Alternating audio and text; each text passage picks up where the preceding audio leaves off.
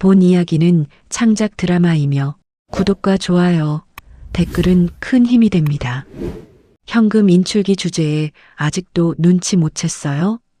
오미란이 차갑게 내뱉은 그 한마디에 강태욱 씨는 끝내 들고 있던 찻잔을 내려놓지 못했으며 그 순간 식탁 위에 놓여있던 제주도 항공권 2장과 아내 휴대폰에 떠오른 이번엔 정말 당신이랑 다시 시작하고 싶어라는 메시지를 동시에 바라보고 있었죠. 그리고 바로 그날 밤 강태욱 씨의 행정사 사무실 문을 두드린 사람은 다름 아닌 강민수의 아내 윤서연이었습니다. 남편이 오늘 오미란 씨랑 제주도에 갔어요. 그 한마디에 사무실 안 공기가 천천히 얼어붙기 시작했죠. 동창회 이후 달라진 계절. 동창회 이후 오미란은 조금씩 달라지기 시작했습니다. 강태욱은 그 변화가 처음 눈에 들어온 날짜를 이상할 만큼 또렷하게 기억하고 있었습니다. 늦은 봄비가 처마 끝에서 소리 없이 흘러내리던 저녁이었습니다. 빗소리는 조용했고 공기는 흙냄새를 머금고 있었으며 그런 날이면 언제나 오미란은 두꺼운 담요를 꺼내 소파에 앉아 텔레비전을 보곤 했습니다. 그것이 30년 가까이 이어진 그녀의 저녁 풍경이었습니다. 그런데 그날은 달랐습니다. 거실 불을 켜자마자 눈에 들어온 것은 화장대 앞에 서 있는 오미란이었습니다. 평소에는 서랍 깊이 넣어두던 밝은색 원피스를 꺼내 입고 진주 귀걸이를 한쪽 귀에 달았다가 빼고 다시 작은 골드링으로 바꿔 끼우는 중이었습니다. 거울 앞에 선 시간이 긴 사람의 등에는 무언가를 감추려는 긴장감과 무언가를 기대하는 설렘이 동시에 깃드는 법인데 그날 오미란의 등이 정확히 그랬습니다. 강태욱은 그것을 보았습니다. 그러나 아무 말도 하지 않았습니다. 대신 넥타이를 풀며 아주 가벼운 목소리로 말했습니다. 오늘 동창회라더니 아주 신혼여행 가는 사람 같네. 오미라는 대답 대신 립스틱을 한 번 더 발랐습니다. 그 순간 핸드폰 화면에 메시지 알림이 떴고 그녀의 입꼬리가 화장대 거울 속에서 천천히 올라갔습니다.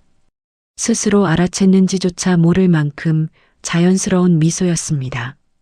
강태욱은 그 미소가 자신을 향한 것이 아니라는 것을 알았습니다. 오래 함께 산 사람은 그런 것을 압니다. 설명이 필요 없이 말이 없어도 온도로 압니다. 그날 이후였습니다. 오미란의 외출이 늘어났습니다. 처음에는 한 달에 한두 번이던 것이 주 단위로 바뀌더니 어느새 이틀에 한 번 꼴이 되어 있었습니다. 나가는 날마다 이유는 달랐습니다. 친구들 좀 만나고 올게요. 동창 모임이 하나 더 생겼어요. 요즘은 사람 좀 만나야 숨이 쉬어져요. 말 하나하나는 평범했습니다. 핀잡을 구석이 없었습니다. 그러나 강태욱은 행정 서류를 30년 가까이 다뤄온 사람이었습니다. 문서 안에서 흐름을 읽고 하나의 숫자가 전체 구조 안에서 어떤 의미를 갖는지 파악하는 것이 직업이었습니다. 사람도 마찬가지였습니다. 갑자기 달라진 사람은 이미 그 이전부터 다른 방향으로 기울어지고 있었던 것입니다. 변화는 결과이지 원인이 아닙니다. 가장 눈에 걸린 것은 핸드폰이었습니다. 예전에 오미라는 문자 하나 보내는 것도 귀찮아했습니다. 카카오톡 단체방 알림이 쌓여도 며칠씩 확인하지 않는 사람이었고 자식들 연락도 전화로 받고 바로 끊는 편이었습니다. 그런데 어느 순간부터 핸드폰이 손에서 떠나지 않았습니다. 식탁에서 밥을 먹으면서도 드라마를 보다가도 심지어 설거지를 하다 말고 화면을 확인하는 날도 있었습니다. 그리고 볼 때마다 웃었습니다. 조용히 그러나 혼자서. 강태욱은 아무것도 묻지 않았습니다. 묻는다는 것은 아직 모른다는 전제에서 시작됩니다. 그러나 그는 이미 어떤 모양의 것이 시작되고 있는지 윤곽을 잡고 있었습니다. 다만 윤곽은 윤곽일 뿐 실체가 아니었습니다.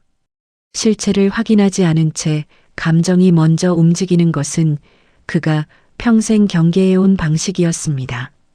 감사 업무를 오래 한 사람의 습관이었습니다. 증거 없이는 판단하지 않는다. 그리고 판단하기 전에는 흔들리지 않는다. 며칠 뒤였습니다. 행정사 사무소의 직원 박은지가 서류를 정리하다 말고 조심스럽게 말을 꺼냈습니다.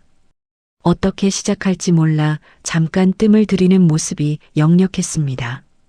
강태욱은 서류에서 눈을 떼지 않은 채 말했습니다. 할 말 있으면 하세요. 박은지는 낮은 목소리로 말했습니다. 지난주 수입차 매장 앞을 지나다가 사모님처럼 보이는 분을 봤다고. 혼자가 아니었다고. 그러나 같이 있던 사람이 누구인지까지는 보지 못했다고. 사무실 안의 공기가 잠깐 달라졌습니다. 박은지는 괜한 말을 했나 싶어 고개를 숙였습니다. 그러나 강태욱의 표정은 변하지 않았습니다. 눈썹 하나 움직이지 않은 채 낮고 차분하게 물었습니다. 분위기가 어떻던가요? 박은지가 잠시 머뭇거렸습니다. 평소랑은 많이 달라 보였습니다. 강태욱은 서류를 한 장 넘겼습니다.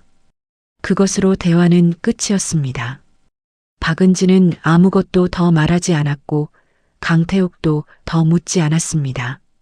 그러나 그 짧은 대화가 이미 무언가를 확인해주고 있었습니다. 그날 저녁 오미란이 먼저 이름을 꺼냈습니다. 밥상 앞에서 아무렇지 않은 목소리로 이번 동창회에서 민수 오빠도 나왔더라고요. 강태욱은 젓가락을 아주 잠깐 멈추었습니다. 그 짧은 정지가 오래 남았습니다. 강민수, 오미란의 젊은 시절 첫사랑이었습니다. 결혼 전에 부모 반대로 헤어졌다는 이야기를 오미란에게 딱 한 번 들었습니다. 술이 조금 들어간 밤이었고 오미란은 창밖을 바라보며 말했습니다. 그 사람이랑 결혼했으면 내 인생이 달랐을까? 강태욱은 그 말에 아무 대꾸도 하지 않았습니다. 질투가 없어서가 아니라 그런 말에는 대꾸가 아니라 시간이 필요하다는 것을 알았기 때문입니다. 그리고 그 이후로 강민수라는 이름은 두 사람 사이에서 다시 등장한 적이 없었습니다. 결혼 생활 내내 한 번도. 그런데 오늘 밤 밥상 앞에서 오미라는 그날 이상하리만치 말이 많았습니다. 강민수가 지금 수입차 사업을 한다는 이야기, 제주도에 별장이 있다는 이야기, 동창들 사이에서 여전히 인기가 넘친다는 이야기, 한 사람에 대한 이야기를 그토록 풍성하게 늘어놓는 오미란을 강태욱은 처음 보았습니다.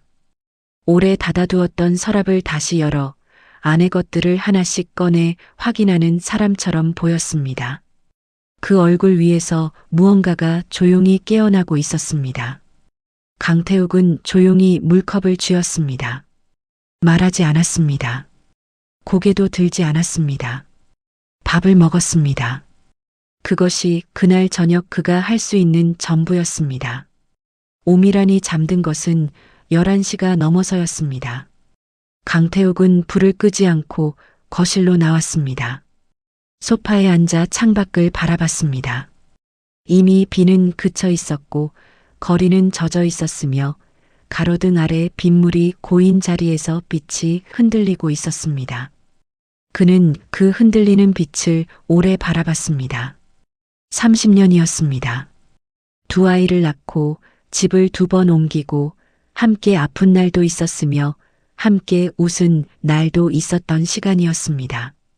그 세월이 하룻밤 사이에 의심의 대상이 되는 것은 생각보다 훨씬 조용하게 이루어지는 일이었습니다. 천둥이 치지 않았습니다.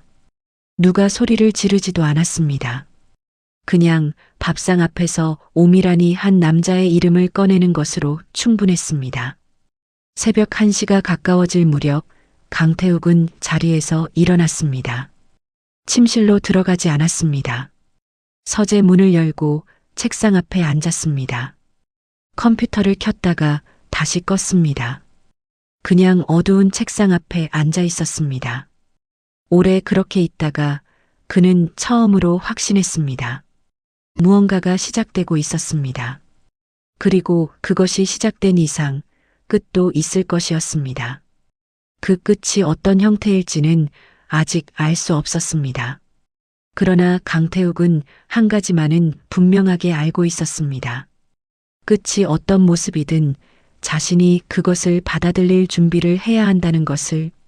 준비 없이 맞이하는 진실은 사람을 무너뜨리지만 준비된 사람은 진실 앞에서 무릎을 꿇지 않습니다. 창밖의 빛이 여전히 흔들리고 있었습니다. 강태욱은 그것을 바라보며 조용히 생각했습니다. 빗물 위에서 흔들리는 빛은 빛 자체가 흔들리는 것이 아니라 물이 흔들리는 것입니다. 빛은 그 자리에 있습니다. 늘 그랬던 것처럼. 그는 그 생각을 붙들고 밤을 버텼습니다. 강태욱은 그날 이후로도 아무것도 묻지 않았습니다. 침묵은 무지의 표현이 아니었습니다. 오히려 그 반대였습니다. 30년 가까이 행정 서류를 다뤄온 사람은 알고 있었습니다. 먼저 입을 여는 쪽이 손해입니다. 감정을 먼저 드러내는 쪽이 더 많은 것을 잃습니다. 진실을 캐내는데 가장 필요한 것은 분노가 아니라 인내이며 인내보다 더 강한 무기는 관찰입니다. 그는 조용히 바라보기 시작했습니다. 오미라는 남편의 침묵을 점점 편안하게 받아들이기 시작했습니다. 처음에는 혹시 눈치챈 것이 아닐까 조마조마하던 마음이 날이 갈수록 느슨해졌습니다. 사람은 들키지 않았다고 믿는 순간부터 조심하던 것들을 하나씩 내려놓기 시작합니다. 그리고 그 내려놓음이 쌓이다 보면 결국 스스로 증거를 만들어내는 지경에 이릅니다. 오미란이 그랬습니다. 처음에는 강민수와 나눈 메시지를 캡처한 사진을 앨범 깊숙이 숨기던 사람이었습니다. 카톡 대화방 이름도 여러 번 바꾸었고 통화는 반드시 혼자 있을 때만 했습니다. 그러나 한 달이 지나고 두 달이 지나면서 그 조심성이 조금씩 헐거워지기 시작했습니다. 늦은 밤 베란다로 나가 목소리를 낮춰 통화하는 날이 늘었고 샤워를 마친 뒤 향수를 뿌리는 횟수가 잦아졌습니다. 외출할 때마다 옷을 한 번 더 갈아입었고 집에 돌아와서는 서둘러 욕실로 들어갔습니다. 무엇보다 달라진 것은 눈빛이었습니다. 오래 같은 자리를 지키다 보면 사람의 얼굴에서 광이 빠진다는 말이 있습니다. 오미란이 그랬습니다. 결혼 초보다 훨씬 단단해지고 침착해졌지만 그 침착함이 어느 순간부터 무감각과 구분이 어려워진 얼굴이 되어 있었습니다. 그런데 동창회 이후 그 얼굴이 달라지기 시작했습니다. 피부가 고와졌다기보다 빛이 되살아난 것처럼 보였습니다. 눈에 초점이 생겼고 입꼬리가 자주 올라갔으며 옷을 고르는 시간이 2배로 늘었습니다. 강태욱은 그 변화를 보면서도 아무 말하지 않았습니다. 그러나 보았습니다. 낱낱이 날마다 대신 기록하기 시작했습니다. 오래된 다이어리를 꺼냈습니다. 날짜별로 적기 시작했습니다. 오미란이 외출한 시각, 귀가한 시각, 무슨 이유를 댔는지, 카드 내역에서 어떤 가맹점 이름이 새로 등장했는지, 동선과 사용 내역이 일치하는지 여부까지. 행정감사 업무를 오래 하면 숫자와 날짜가 말을 한다는 것을 배웁니다. 사람의 거짓말은 빈틈이 많지만 카드 명세서는 거짓말을 하지 않습니다. 강태욱은 그것을 알고 있었습니다. 한 가지가 일찍 눈에 들어왔습니다. 오미란이 강민수를 만난다고 짐작되는 날의 카드 사용 내역이 규칙적이었습니다. 오후 2시에서 6시 사이 강남역과 청담동 부근의 카페 혹은 식당이었습니다. 한 번, 2번, 3번. 패턴이 있는 거짓말은 결국 패턴 자체가 증거가 됩니다. 강태욱은 그 패턴을 다이어리에 붉은 펜으로 표시했습니다. 그리고 열흘 뒤 예상했던 일이 실제로 일어났습니다. 아침부터 오미란이 유난히 분주했습니다. 침대 위에 새 캐리어가 올라왔습니다. 그녀가 아끼는 여름 원피스 3벌, 선크림과 워터프루프 마스카라, 면세점에서 사뒀던 향수, 하나씩 꺼내 걔는 손이 가볍고 빨랐습니다.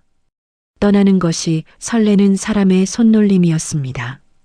친구들이랑 제주도 좀 다녀오려고요. 강태욱은 신문을 넘기다 말고 잠깐 그녀를 바라봤습니다. 갑자기 제주도는 웬일입니까? 동창 모임이에요. 다 같이 가는 거예요. 오미라는 거울을 보며 머리를 묶으면서 대답했습니다. 너무 자연스러웠습니다. 연습했거나 이미 여러 번 써먹은 말처럼 들렸습니다. 강태욱은 그 대답을 들으면서 며칠 전 확인해둔 항목을 머릿속으로 꺼냈습니다. 제주 신라 리조트, 예약 인원 2명, 체크인 날짜는 오늘, 예약자 이름은 강민수. 그는 그 사실을 말하지 않았습니다. 신문을 천천히 접으며 낮고 고른 목소리로 말했습니다. 재밌게 다녀오세요. 오미란이 눈을 마주쳤습니다. 그리고 안도하며 웃었습니다. 남편은 아무것도 모른다고 생각했기 때문이었습니다. 그 미소 안에 얼마나 큰 착각이 들어있는지를 오미란은 알지 못했습니다. 같은 시각 강민수의 아파트에서도 다른 균열이 시작되고 있었습니다.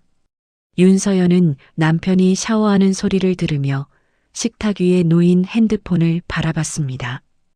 평소에는 잠금 화면으로 덮여있던 화면에 블랙박스 알림이 하나 올라와 있었습니다. 차량 위치 알림, 강태욱 행정사 사무소 근처 이면도로, 그리고 같은 날짜로 3번 더 같은 구역의 알림이 반복되어 있었습니다. 윤서연은 핸드폰을 집어들지 않았습니다. 대신 강민수의 노트북을 열었습니다. 비밀번호는 알고 있었습니다. 결혼 기념일이었습니다. 그것이 그를 가장 안심시키는 방법이라는 것을 오래전에 배웠습니다. 가장 가까운 숫자로 잠근 것은 그만큼 의심받지 않겠다는 뜻이기도 하고 그만큼 경계심이 낮아진 것이기도 합니다. 메신저 앱이 열렸습니다. 가장 위에 놓인 대화방. 오미란. 윤서연은 화면을 스크롤했습니다. 길지 않은 시간을 들여 대화 내용을 읽었습니다. 당신이랑 있으면 다시 젊어진 기분이야.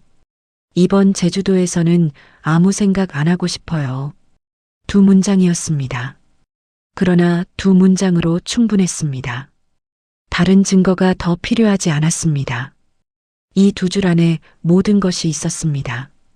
아무 생각 안 하고 싶다는 말이 얼마나 많은 생각을 이미 했다는 뜻인지를 오랫동안 이 남자 옆에서 살아온 여자는 알고 있었습니다. 윤서연은 노트북을 닫았습니다. 아주 조용히 소리가 나지 않게 샤워 소리가 여전히 욕실에서 흘러나오고 있었습니다. 그녀는 거실로 나와 창밖을 바라봤습니다. 한동안 그렇게 서 있었습니다. 분노가 없지 않았습니다. 그러나 분노보다 앞서 올라오는 감각이 있었습니다. 놀랍지 않다는 것, 이미 어딘가에서 알고 있었다는 것, 그 알미 확인으로 바뀐 지금 오히려 마음의 어떤 부분이 무겁게 내려앉으면서 동시에 단단해지는 것 같은 이상한 감각이었습니다. 그날 밤 윤서연은 처음으로 강태욱이라는 이름을 검색했습니다. 바다가 보이는 방에서 커튼을 젖히자 바다가 한 번에 들어왔습니다. 수평선이 창틀 안에 가득 찼고 늦은 오후의 햇살이 물 위에서 부서지며 객실 바닥까지 길게 반사되어 들어왔습니다. 오미라는 그 비단에 잠깐 서 있었습니다. 서울을 떠난 순간부터 내려놓기 시작했던 무언가가 이 풍경 앞에서 완전히 마지막 매듭까지 풀리는 것 같았습니다. 30년 동안 같은 천장을 바라보며 잠들던 방이 아니었습니다. 아무도 자신을 모르는 곳, 아무도 자신에게 역할을 요구하지 않는 곳이었습니다. 강민수가 뒤에서 다가왔습니다. 그의 손이 오미란의 어깨 위에 얹혔을 때 그녀는 몸을 돌리지 않았습니다. 창밖의 바다를 바라본 채로 가만히 있었습니다. 그 손의 온도가 낯설지 않았습니다. 처음 닿는 온도인데도 오래전부터 알고 있던 것처럼 자연스럽게 느껴지는 감각이 있습니다. 오미라는 그것이 무엇인지 이름 붙이지 않기로 했습니다. 왜 이렇게 조용해? 강민수의 목소리가 낮게 깔렸습니다. 오미라는 천천히 고개를 기울이며 말했습니다. 아무 생각이 안 나요. 처음으로. 그 말이 끝나는 순간 강민수가 그녀의 어깨를 돌려 세웠습니다. 두 사람이 마주 섰습니다. 창에서 들어오는 빛이 오미란의 얼굴 위로 고르게 깔렸습니다. 강민수는 그 얼굴을 한참 바라보았습니다. 말을 꺼내지 않았습니다. 말보다 먼저인 것들이 있었습니다. 그는 손을 들어 오미란의 뺨을 감쌌습니다. 손이 크고 따뜻했습니다. 오미란은 눈을 감지 않았습니다. 그를 바라봤습니다. 두 사람이 마지막으로 마주섰던 것이 30년도 더 된 일인데 지금 이 거리감이 이상하게도 그 시간을 통째로 건너뛴 것처럼 느껴졌습니다. 그때 못했던 것들, 강민수가 낮게 말했습니다. 오미라는 대답하지 않았습니다. 대신 두 눈이 아주 천천히 조용히 내려감았습니다. 창밖으로 해가 기울기 시작했습니다. 수평선 위에서 빛의 색이 달라졌습니다. 흰빛이 금빛이 되고 금빛이 주황으로 물들더니 바다 전체가 낮게 타오르는 것처럼 보였습니다. 그 빛이 커튼 사이로 흘러들어와 방 안에 길게 드리웠습니다. 방은 조용했습니다. 파도 소리만이 아주 멀리서 그러나 분명하게 들려왔습니다. 두 사람이 나란히 누운 침대 위에서 오미라는 천장을 바라봤습니다. 강민수가 곁에 있었습니다. 그의 호흡이 고르게 들렸습니다. 오미라는 그 호흡 소리를 들으며 눈을 감지 않았습니다. 눈을 감으면 생각이 올라올 것 같았습니다. 강태욱의 얼굴, 집안의 침묵, 재밌게 다녀오세요라는 그 담담한 한마디. 오미라는 그것들을 지금 이 방 안으로 들이고 싶지 않았습니다. 무슨 생각해요? 강민수가 물었습니다. 아무 생각도 안 하려고요. 오미란이 대답했습니다. 강민수는 그 말을 듣고 낮게 웃었습니다. 그 웃음이 방 안에 부드럽게 퍼졌습니다. 그는 오미란의 손을 찾아 가만히 쥐었습니다. 오미란은 그 손을 뿌리치지 않았습니다. 바닷소리가 계속 들려왔습니다. 파도는 왔다가 돌아가기를 반복했고 그 리듬이 이상하게도 이 방 안의 공기와 같은 박자로 움직이는 것 같았습니다. 다가오고 물러나고 다가오고 또 물러나는. 저녁이 완전히 내려앉을 무렵 오미라는 처음으로 울었습니다. 소리 없이 눈에서 그냥 흘러내리는 눈물이었습니다. 강민수가 눈치채고 물었습니다. 왜 울어요? 오미라는 한참 동안 말하지 않았습니다. 천장을 바라보다가 낮게 말했습니다. 모르겠어요. 슬픈 건지 좋은 건지. 강민수는 그 말에 대답하지 않았습니다. 그냥 그녀의 머리카락을 한번 쓸어 넘겼습니다. 그것으로 충분했습니다. 말이 필요 없는 감정들이 있습니다. 설명하면 오히려 작아지는 것들이 있습니다. 오미라는 눈을 감았습니다. 바다소리가 들렸습니다. 파도가 다시 돌아오고 있었습니다.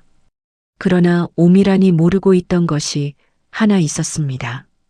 같은 시각 이 리조트 주차장에 한 대의 차가 조용히 들어서고 있었습니다. 서울 번호판이었습니다. 운전석에 앉은 사람은 시동을 끄고 리조트 건물을 올려다보다가 핸드폰을 꺼냈습니다. 화면을 2번 두드리더니 전화를 걸었습니다. 도착했습니다. 짧게 말하고 전화를 끊었습니다. 오미란이 눈을 감고 파도 소리를 듣고 있는 그 방을 향해 준비된 누군가의 시선이 조용히 건물 위층을 향하고 있었습니다. 오미란이 제주도에서 돌아온 다음 날 아침이었습니다. 강태욱은 새벽 5시 반에 눈을 떴습니다. 알람이 울리기 전이었습니다. 잠이 모자란 것도 아니었고 어딘가 아픈 것도 아니었습니다. 그냥 더 누워 있을 수가 없었습니다. 그런 날이 있습니다. 몸이 이미 무언가를 알고 있어서 의식이 깨어나기 전에 먼저 일어나는 날들이. 그는 조용히 자리에서 일어나 주방으로 내려갔습니다. 커피물을 올리면서 창밖을 바라봤습니다. 장맛비가 내리고 있었습니다. 소리 없이 그러나 꾸준히 내리는 빗줄기였습니다. 빗소리가 없으면 오히려 더 무겁게 느껴지는 비가 있습니다. 강태욱은 그 비를 바라보며 커피잔을 두 손으로 감쌌습니다. 뜨거웠습니다. 그 온도가 지금 이 순간 유일하게 단단한 것처럼 느껴졌습니다. 잠시 후 계단에서 발소리가 들렸습니다. 오미란이 내려왔습니다. 잘 잔 사람의 얼굴이었습니다. 아니, 잘 잔 것보다 더 가벼운 얼굴이었습니다. 무언가를 내려놓고 온 사람의 표정이랄까요? 그녀는 여행 가방을 거실 구석에 세워두고 주방으로 들어왔습니다. 냉장고를 열어 물을 꺼내 마시더니 마치 어제 가까운 마트를 다녀온 사람처럼 자연스럽게 이야기를 꺼냈습니다. 생각보다 날씨가 너무 좋더라고요. 강태욱은 커피잔을 내려놓지 않았습니다. 회도 먹고 카페도 가고 오랜만에 제대로 쉰 것 같아요. 아무렇지 않은 목소리였습니다. 연습한 것인지 아니면 진심으로 아무렇지 않은 것인지 구분하기 어려운 자연스러움이었습니다. 강태욱은 그 목소리를 들으며 잔을 한 모금 마셨습니다. 그리고 아주 무심한 톤으로 창밖을 바라보면서 물었습니다. 강민수 씨도 같이 갔습니까? 정적이 왔습니다. 눈으로 확인하지 않아도 알 수 있었습니다. 오미란의 손끝이 멈추는 소리가 들리는 것 같았습니다. 그것은 물론 실제 소리가 아니었습니다. 그러나 30년을 함께 살아온 사람은 상대의 정지를 소리처럼 듣는 법을 배웁니다. 강태욱은 그녀를 보지 않은 채 기다렸습니다. 동창들 다 같이 갔다니까요. 왜 자꾸 그래요? 웃음까지 얹혀 있었습니다. 가볍고 약간 짜증이 섞인 억울하다는 듯한 웃음이었습니다. 강태욱은 그 웃음의 질감을 오래 기억해 두었습니다. 그리고 더 이상 아무 말도 하지 않았습니다. 그날 오후 강태욱은 사무실 문을 안에서 잠갔습니다. 창문 블라인드를 내리고 책상 위를 정리하고 방문자 의자를 제자리로 당겼습니다. 그 모든 동작이 오래 준비해온 자리를 만드는 사람처럼 질서 있었습니다. 잠시 후 문이 2번 두드려졌고 강태욱은 열어주었습니다. 김영석이었습니다. 말이 적은 사람이었습니다. 인사도 짧았습니다. 의자에 앉기 전에 두꺼운 서류 봉투를 책상 위에 내려놓았고 그것으로 자신이 어떤 사람인지를 설명했습니다. 강태욱은 봉투를 열었습니다. 서류와 사진이 함께 들어 있었습니다. 제주도 리조트 인근 CCTV 확보 가능했습니다. 렌터카 이동 동선도 추적 가능했습니다. 사진은 흑백이 아니었습니다. 선명하고 분명한 컬러였습니다. 오미란이었습니다.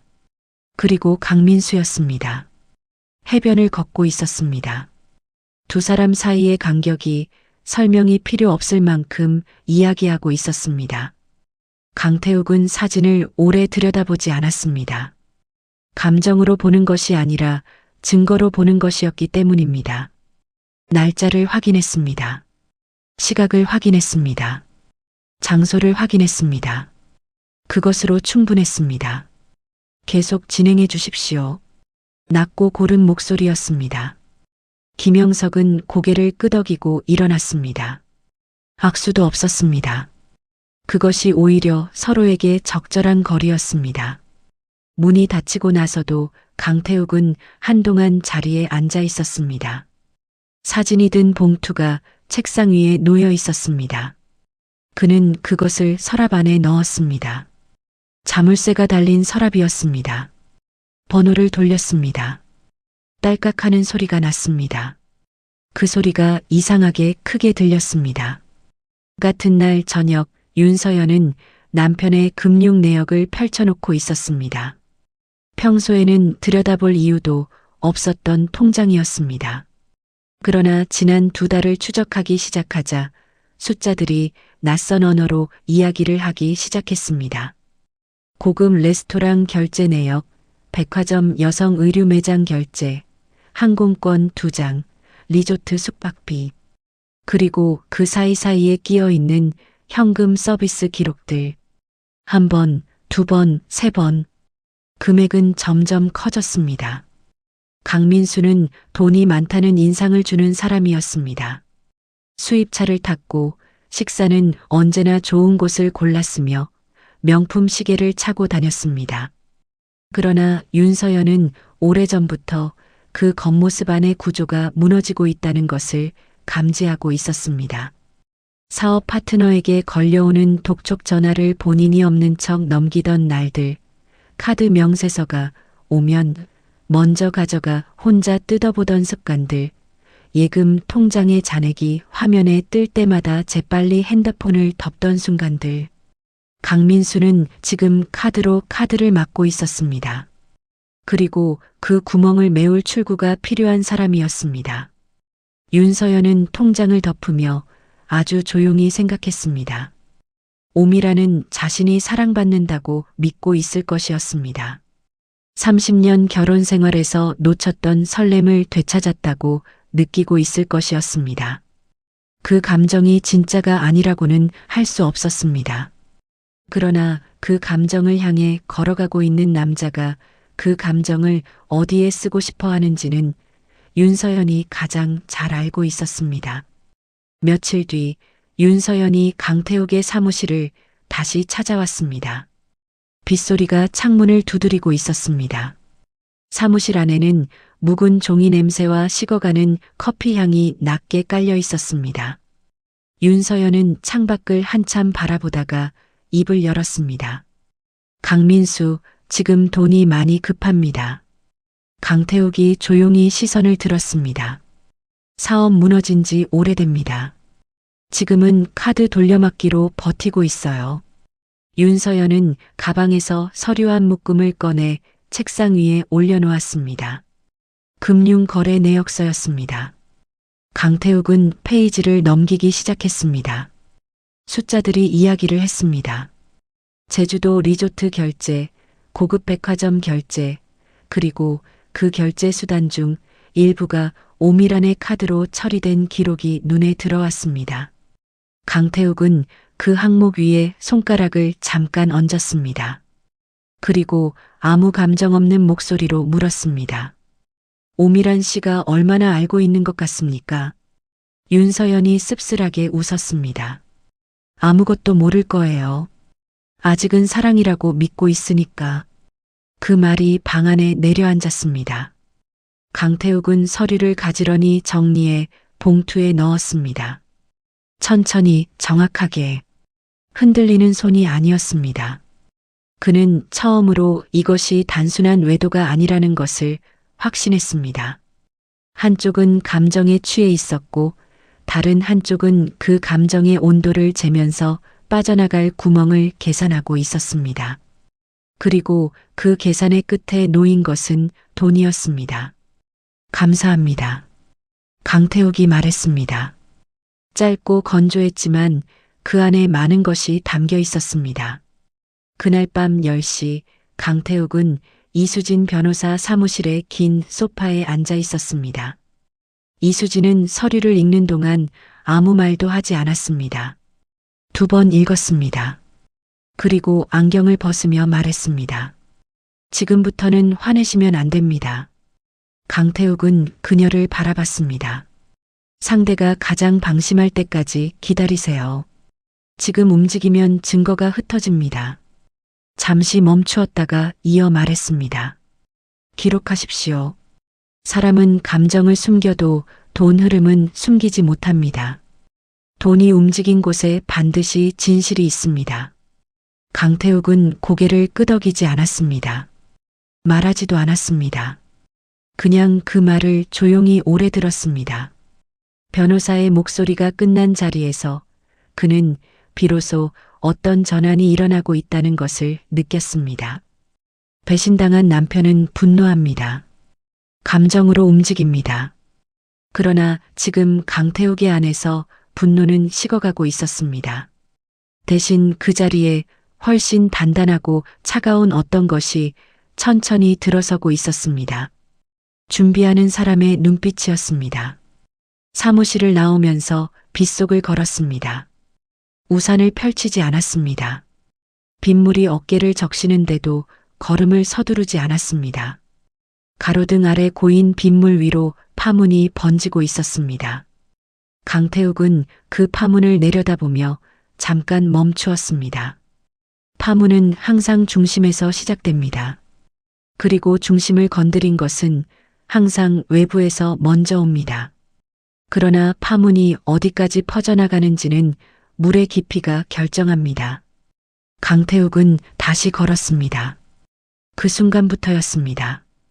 그는 더 이상 배신당한 자리에 서 있지 않았습니다. 불이 꺼진 사무실이었습니다. 책상이 스탠드 하나만이 켜져 있었고 그 좁은 빛 안에서 강태욱은 서류철을 천천히 넘기고 있었습니다. 빛이 닿지 않는 사무실 구석은 완전한 어둠이었습니다. 그 어둠과 빛의 경계 위에 강태욱이 앉아 있었습니다. 얼굴에는 분노보다 깊은 것이 내려앉아 있었습니다. 분노는 뜨겁고 짧습니다. 그러나 지금 그의 얼굴에 있는 것은 차갑고 길었습니다. 오래 생각한 사람이 마침내 결론에 도달했을 때의 얼굴이었습니다. 김영석이 맞은편에 앉아 있었습니다. 그는 보고를 읽듯 말했습니다. 강민수 씨 카드 사용 내역 확인했습니다. 제주도 호텔 숙박비, 렌터카 비용, 해산물 식당, 전부 오밀한 씨 계좌에서 빠져나갔습니다. 강태욱은 서류를 넘겼습니다. 종이를 넘기는 손끝이 놀라울 만큼 고요했습니다. 오래된 장부를 검토하는 감사관의 손이었습니다. 숫자들이 날짜 순서로 정렬되어 있었습니다. 체크인 날짜, 결제 시각, 금액, 수취인. 그 숫자들 안에서 오밀하니 제주도라고 불렀던 사흘이 영수증의 언어로 재구성되고 있었습니다. 김영석이 잠시 말을 멈추더니 목소리를 한 톤 낮췄습니다. 하나 더 있습니다. 강민수 씨 현재 사업이 거의 무너진 상태입니다. 빚도 상당하고 최근 다른 여성들과도 금전 분쟁이 있었다는 이야기까지 나옵니다. 강태욱의 눈빛이 아주 잠깐 흔들렸습니다. 오미라는 그것이 사랑이라고 믿고 있을 것이었습니다. 30년 결혼의 무감각함 속에서 다시 발견한 설렘이라고, 늦었지만 자신이 받아야 할 감정을 되찾는 것이라고 느끼고 있을 것이었습니다. 그런데 그 감정을 건네온 남자에게 그녀는 처음부터 출구였을 뿐이었습니다. 막힌 구멍을 메울 한 개의 수단이었습니다. 강태욱은 그 사실이 아내에 대한 배신보다 더 깊은 어딘가에서 쓴 것을 만들어낸다는 것을 알았습니다. 그러나 지금은 그 쓴맛을 느낄 자리가 아니었습니다.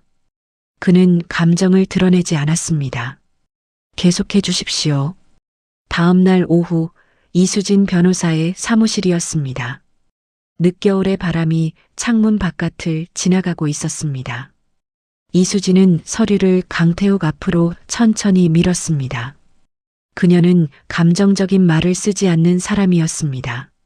말이 짧고 정확하며 여백이 없었습니다. 지금부터는 감정으로 움직이시면 안 됩니다. 강태욱은 고개를 끄덕이지 않았습니다. 듣고 있었습니다. 재산 흐름부터 막으셔야 합니다. 계좌, 보험, 공동명의 부동산, 전부입니다. 상대가 먼저 움직이면 복잡해집니다. 강태욱은 서류를 바라봤습니다. 수십 년 동안 가족이라는 이름 아래 함께 묶여있던 숫자들이었습니다. 첫 아이가 태어나던 해 처음 개설한 적금 통장, 두 번째 집을 마련할 때 함께 서명했던 계약서, 정년을 앞두고 미리 설계해둔 연금 수령 구조. 그 안에는 젊음이 있었고 선택이 있었으며 돌이킬 수 없는 시간이 있었습니다. 이수진이 말을 이었습니다. 상대는 이미 준비하고 있을 가능성이 높습니다. 오미란 씨가 먼저 이혼을 요구할 수 있고 상황에 따라서는 재산 분할 비율을 유리하게 가져가려는 움직임도 있을 겁니다. 강태욱은 놀라지 않았습니다. 오히려 그 예측이 자신이 이미 느끼고 있던 것과 정확히 맞아 들어가는 것을 확인하는 것처럼 조용히 고개를 끄덕였습니다. 아내의 눈빛이 달라진 것은 오래전이었습니다. 처음에는 설레는 사람의 눈빛이었습니다. 그런데 어느 순간부터 그 안에서 다른 무언가가 섞이기 시작했습니다. 계산하는 눈빛, 저울질하는 눈빛. 강태욱은 그것이 무엇인지 이름 붙이지 않으려 했지만 이제는 부정할 수가 없었습니다. 언제부터 시작하면 됩니까? 오늘입니다. 사무실을 나온 강태욱은 곧장 은행으로 향했습니다. 공동계좌 단독 사용 제한, 보험 수익자 변경, 상가명의 보호 신청, 퇴직연금 수령 계좌 분리. 창구 직원이 서류를 하나씩 내밀 때마다 그는 서명했습니다. 망설이지 않았습니다. 도장을 찍는 손은 흔들리지 않았습니다. 30년의 공직 생활에서 수만 개의 서류에 서명해온 손이었습니다. 그 손이 지금 가장 중요한 서류들 위에서 움직이고 있었습니다. 한 창구에서 담당 직원이 물었습니다. 공동명의 계좌를 단독으로 변경하려면 배우자 동의가 필요하다고. 강태욱은 조용히 이수진 변호사가 미리 작성해준 위임 관련 서류를 꺼냈습니다. 직원이 서류를 확인하더니 처리를 시작했습니다. 강태욱은 그 과정을 지켜보면서 창밖을 바라봤습니다. 오후의 햇빛이 짧았습니다. 겨울은 해가 빨리 진다는 것을 그는 언제나 이 시기가 되면 새삼 실감했습니다. 그러나 빨리 지는 해 뒤에도 아침은 옵니다. 그것은 변하지 않습니다. 해가 완전히 기울 무렵 강태욱은 집 앞 골목에 멈추었습니다. 현관으로 들어서기 전이었습니다. 2층 창문 너머로 오미란이 보였습니다. 핸드폰을 들고 웃고 있었습니다. 소리는 들리지 않았지만 그 웃음은 보였습니다. 입이 크게 열리는 웃음이었습니다. 30년 결혼 생활에서 강태욱은 아내가 자신을 향해 그렇게 웃는 것을 본 적이 없었다는 생각이 문득 들었습니다. 그 생각이 짧게 가슴을 스치고 지나갔습니다. 바람이 지나가는 것처럼 그는 그 자리에서 감정이 올라오는 것을 느꼈습니다. 그러나 올라오는 감정을 잡아서 깊은 곳으로 눌러 담았습니다. 감정은 나중에 꺼내도 됩니다. 지금 꺼내면 손해를 봅니다. 그것이 이수진 변호사가 가르쳐준 가장 중요한 한 가지였습니다. 강태욱은 현관문을 열고 들어갔습니다. 평소처럼 그날 밤이었습니다. 오미라는 늦은 시간까지 소파에서 핸드폰을 들고 있었습니다. 표정이 밝았습니다. 목소리를 낮추면서도 입꼬리는 올라가 있었습니다. 강태욱은 그 모습을 한번 보고 안방으로 들어갔습니다. 서랍을 열었습니다. 깊숙한 곳에 손을 넣었습니다. 통장 2개, 인감도장, 그리고 오래된 메모 한 장. 하나씩 꺼내 책상 위에 올려놓았습니다. 그리고 마지막으로 꺼낸 것은 손바닥보다 작은 녹음기였습니다. 그는 재생 버튼을 눌렀습니다. 잡음이 짧게 나더니 목소리가 흘러나왔습니다. 강민수의 목소리였습니다. 그 영감은 평생 서류만 들여다보고 산 사람이야. 오미란 씨만 믿고 가면 됩니다. 재산 정리 끝나면 바로 제주도로 내려가죠. 그리고 그 뒤로 웃음소리가 이어졌습니다. 짧고 낮은 웃음이었습니다. 그러나 조용한 방 안에서 그 소리는 이상하리만치 크게 울렸습니다. 강태욱은 녹음기를 들고 한참을 앉아 있었습니다. 소리가 끝나도 재생 버튼 위에 손가락을 올려둔 채로 방 안은 다시 완전히 조용해졌습니다. 그가 녹음기를 내려놓은 것은 오래 지나서였습니다. 창밖을 바라봤습니다. 바깥은 완전한 어둠이었습니다. 가로등 하나가 골목 끝에서 혼자 켜져 있었고 그 빛 안으로 늦겨울의 바람이 마른 잎 하나를 굴려가고 있었습니다. 강태욱은 그 잎을 눈으로 따라가다가 잎이 빛 바깥으로 사라지는 순간 천천히 입을 열었습니다. 이제부터는 그의 목소리는 놀라울 만큼 고요했습니다. 떨리지 않았습니다. 차갑지도 뜨겁지도 않았습니다. 마침내 모든 감정을 내려놓은 사람만이 낼 수 있는 온도였습니다. 내가 잃는 게 아니라 당신들이 잃게 될 겁니다. 어둠 속에서 그 마른 소리가 아니라 결심의 형태로 방 안에 내려앉았습니다. 소파에서 오미란의 낮은 웃음소리가 여전히 들려오고 있었습니다. 강태욱은 그 소리를 들으며 녹음기를 서류 봉투 안에 넣었습니다. 봉투를 닫았습니다. 서랍에 넣었습니다. 자물쇠를 잠갔습니다. 딸깍. 그 작은 소리 하나가 이 이야기의 방향이 완전히 바뀌는 순간이었습니다. 오미라는 그날 밤 잠들지 못했습니다. 불을 끄고 누웠지만 눈이 감기지 않았습니다. 천장을 바라보다가 옆으로 돌아 눕고 다시 천장을 바라보는 것을 반복했습니다. 강태욱은 안방에서 소리 없이 누워 있었습니다.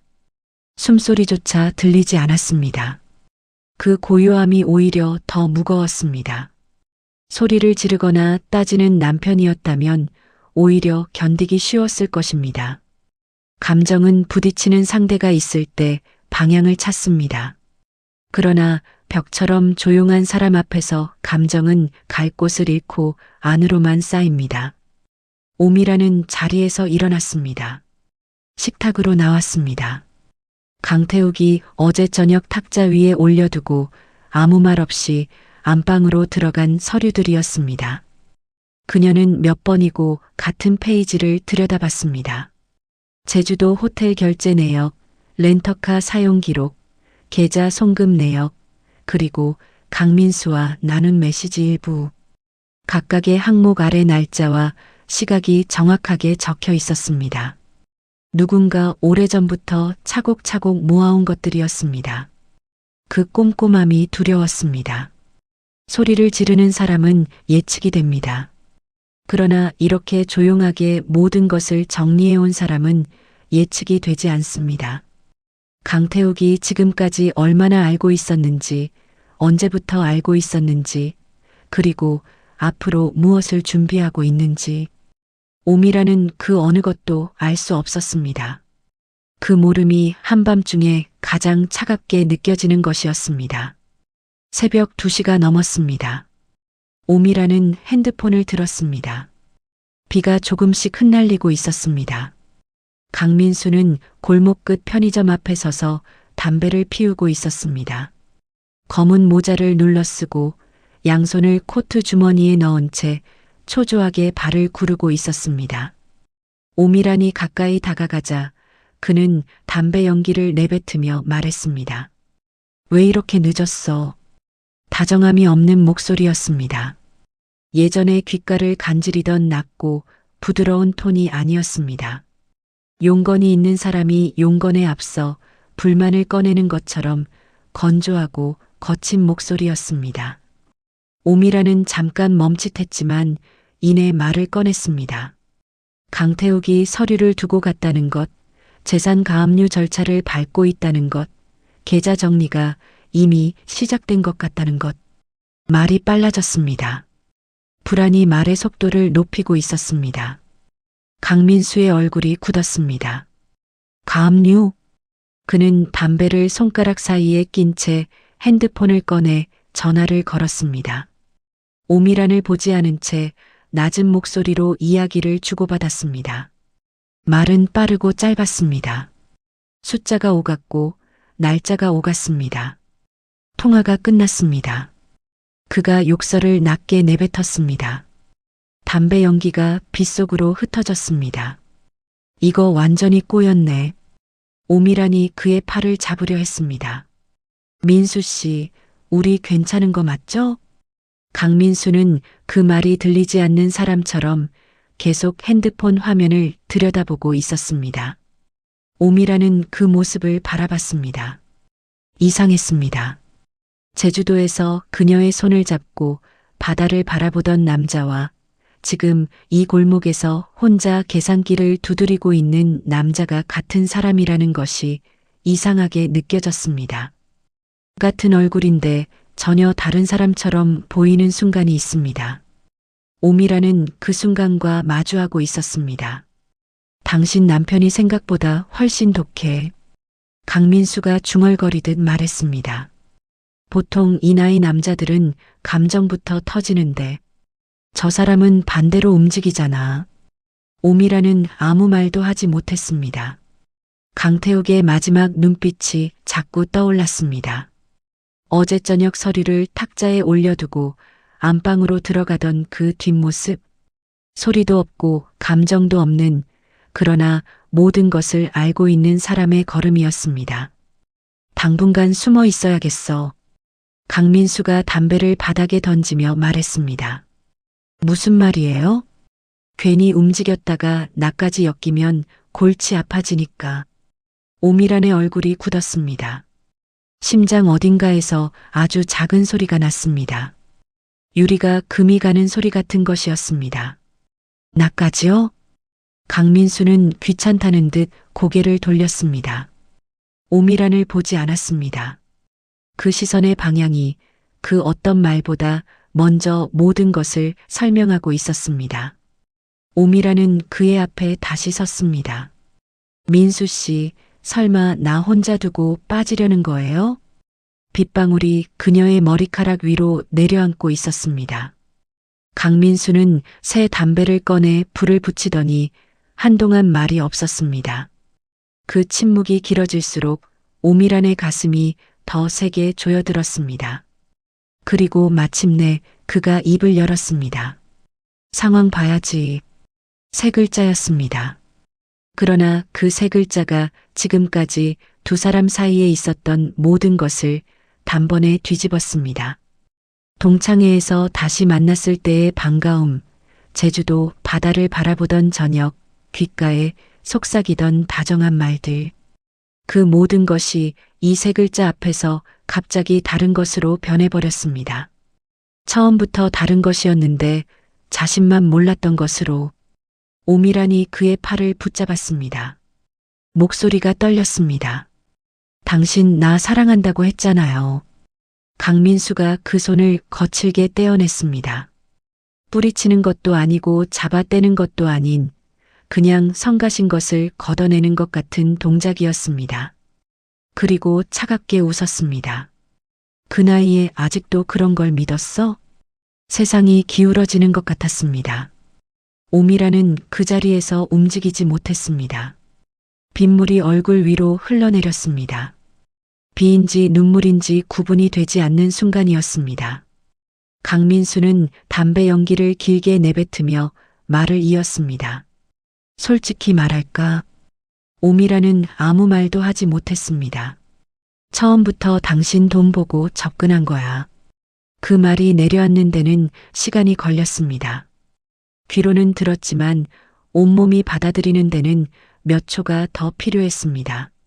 동창회, 제주도, 다시 젊어진 기분, 늦었지만 자신의 시간을 되찾는 것 같던 느낌, 그 모든 것이 설계된 것이었습니다. 준비된 무대였습니다. 그리고 그 무대 위에서 자신만 혼자 진심이었습니다. 오미라는 그 자리에서 무너져 내렸습니다. 울음이 나왔습니다. 소리 없이 그냥 무너지는 울음이었습니다. 빗물 속에서 더 이상 어디를 봐야 할지 알 수 없는 사람처럼 그 자리에 서 있었습니다. 강민수는 돌아보지 않았습니다. 마지막 담배를 손가락 사이에 끼운 채 빗속으로 걸어갔습니다. 뒷모습이 어둠 속으로 천천히 사라졌습니다. 한 번도 돌아보지 않았습니다. 오미라는 그 뒷모습이 완전히 사라질 때까지 눈을 떼지 못했습니다. 어둠 속으로 사라지는 그 걸음이 처음부터 이 방향을 향해 걸어온 것이었다는 사실을 이제는 부정할 수가 없었습니다. 빗소리만 남았습니다. 바로 그 시각 강태욱의 사무실이었습니다. 스탠드 하나만 켜진 책상 앞에 강태욱이 앉아 있었습니다. 서랍에서 이수진 변호사가 작성해준 서류 목록을 꺼냈습니다.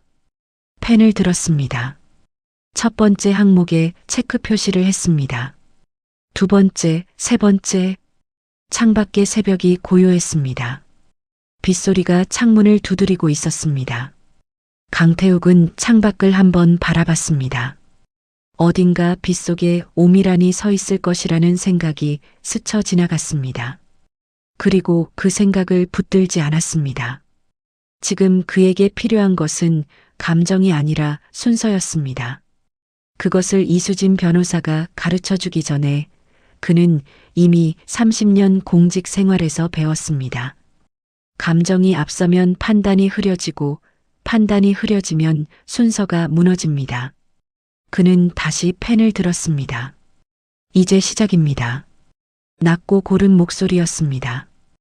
혼자였지만 선언처럼 들렸습니다. 사무실 안의 공기가 그 말을 받아 잠시 머무는 것 같았습니다. 그리고 강태욱은 다음 항목으로 펜을 옮겼습니다. 빗소리가 계속 들렸습니다. 창밖 어딘가에서 오미라는 울고 있을 것이었습니다. 강민수는 이미 사라졌을 것이었습니다. 그리고 이 도시 어딘가에서 이 이야기의 다음 페이지가 조용히 써지기 시작하고 있었습니다. 아침 공기가 차갑고 묵직했습니다. 회색 하늘이 법원 건물 위로 낮게 깔려 있었고 강태욱은 계단을 천천히 올라갔습니다. 늦겨울의 끝자락 같은 바람이 코트 자락을 스쳤습니다. 그는 멈추지 않았습니다. 손에 들린 서류 봉투가 두꺼웠습니다.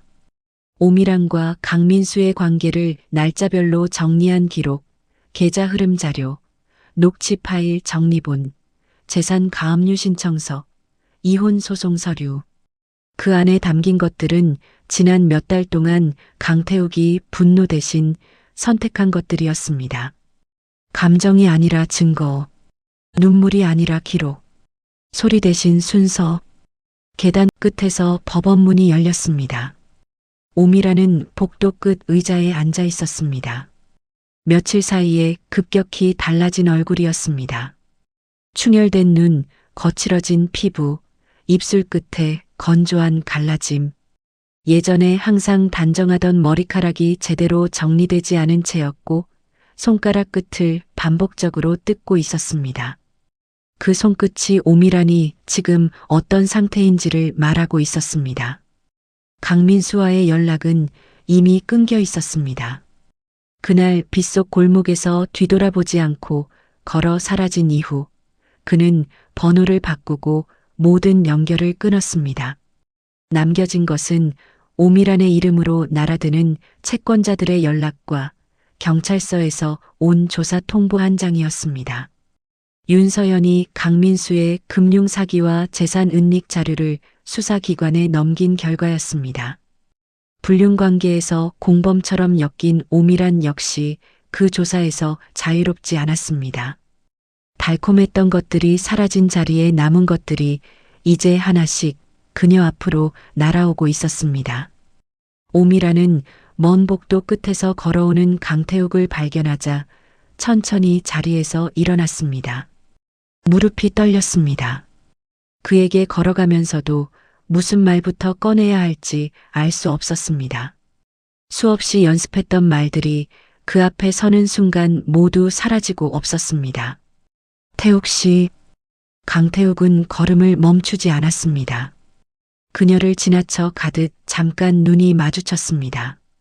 아는 사람을 복도에서 마주쳤을 때 짧게 인식하고 지나가는 것과 다르지 않은 눈빛이었습니다. 그 무심함이 어떤 분노보다도 깊게 박혔습니다. 분노는 아직 감정이 남아있다는 증거입니다. 무심함은 이미 끝났다는 것을 의미합니다. 오미라는 그의 앞에 섰습니다. 한 번만요. 한 번만 이야기 좀 해요. 강태욱은 서류 봉투를 왼손으로 고쳐쥐었습니다. 그리고 낮고 고른 목소리로 말했습니다. 이야기는 이미 끝났습니다.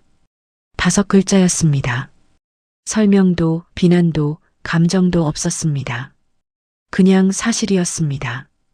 이미 끝났다는 것. 오미란의 얼굴이 무너졌습니다. 입술이 여러 번 열렸다 닫혔습니다.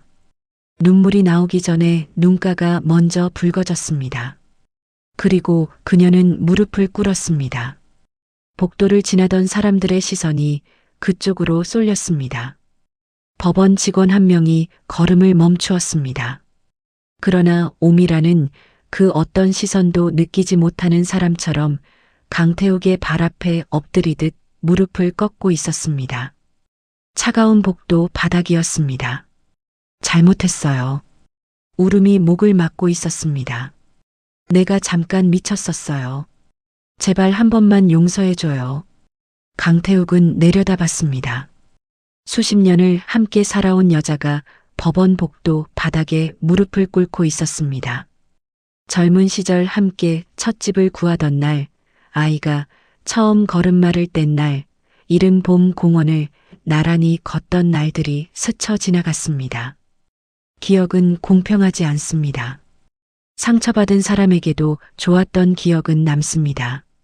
그리고 그 좋았던 기억이 오히려 더 깊은 곳을 찌릅니다. 그러나 강태욱의 마음은 이미 오래전에 바닥까지 식어 있었습니다. 식은 것은 다시 뜨거워지지 않습니다.